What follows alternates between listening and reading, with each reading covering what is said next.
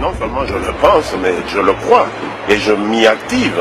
C'est un tricheur, c'est quelqu'un qui s'est imposé contre la volonté de la population. Sa place n'est pas là, c'est un imposteur. Sa place est soit en prison parce qu'il a triché, soit en dehors des institutions, mais en tout cas, elle n'est pas là. Et nous nous battons.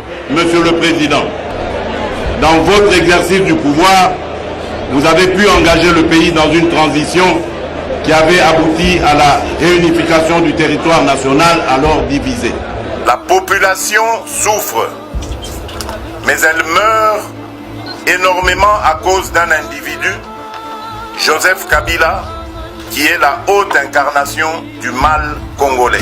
Voyez que commandant suprême Nabino akozala pe na souci Nabino ndenge oyo ayaki liboso na ngai azalaki na yango. Pour s'éterniser au pouvoir, Joseph Kabila est prêt à tout.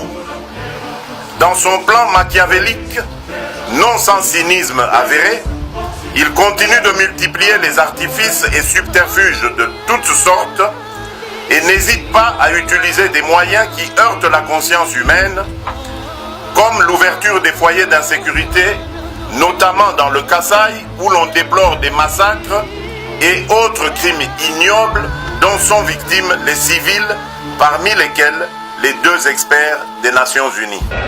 Votre action s'inscrit ainsi dans l'héritage de vos prédécesseurs et autres dirigeants historiques. Veuillez accepter, Monsieur le Président, toutes nos félicitations.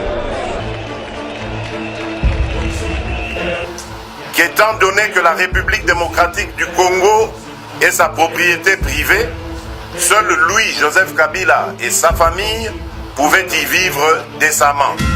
Je me suis rendu à l'étranger pour porter haut et fort le message de notre peuple en le paraphrasant, Kabila doit partir.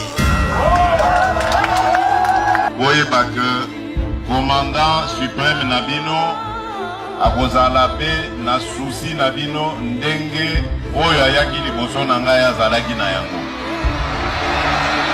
Là, M. Kabila est en train d'instaurer une dictature et ça ne passera pas à nos yeux. Il devra nous passer sur le corps pour ça. Dans votre exercice du pouvoir, vous avez pu engager le pays dans une transition qui avait abouti à la réunification du territoire national alors divisé. Mais aucun de ces moments n'a pu altérer votre détermination à permettre au peuple congolais de se choisir librement ses dirigeants. Veuillez accepter, Monsieur le Président, toutes nos félicitations. Nous sommes vraiment face à un système qui est décidé à écraser, à museler le peuple congolais, quoi qu'il arrive.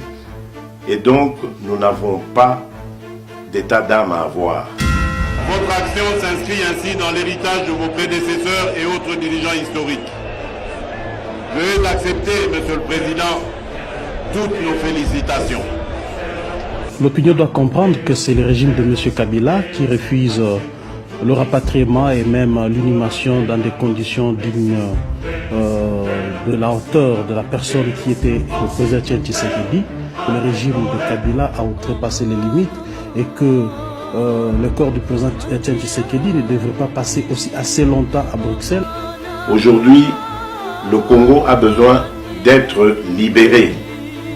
Et cette libération passe par le départ forcé de Joseph Kabila.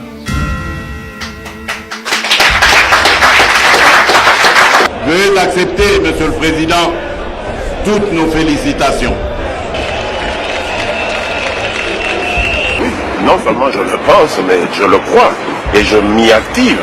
C'est un tricheur, c'est quelqu'un qui s'est imposé contre la volonté de la population. Sa place n'est pas là, c'est un imposteur. Sa place est soit en prison parce qu'il a triché, soit en dehors des institutions, mais en tout cas elle n'est pas là. Et nous nous battons. Veuillez accepter, Monsieur le Président, toutes nos félicitations.